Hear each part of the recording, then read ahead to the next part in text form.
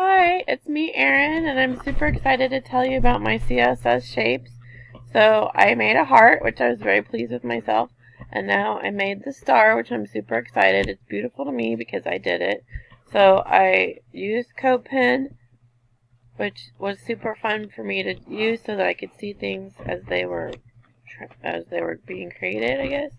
So with my HTML, I just made the class star, and then I set up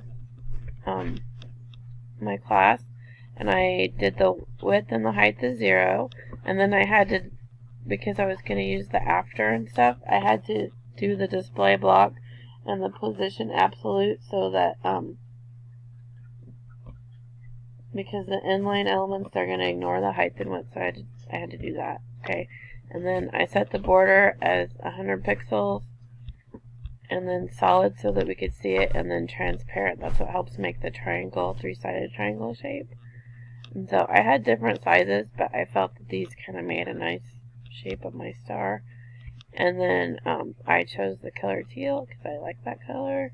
And so then I made the margins, and that's what made my first. It's actually two triangles on top of each other, so that made my first triangle. And then my after, I did the content, and I did the same, set it up pretty much the same.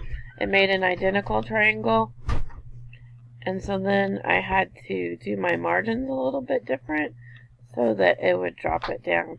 So like if I took the negative out, see, I just have those two triangles, but when I put the negative back in there, then it puts them on top, and it makes a beautiful star. So I know it's maybe not the most advanced shape, but I'm really impressed that I did it all by myself, and I hope you like it. Thank you so much for watching.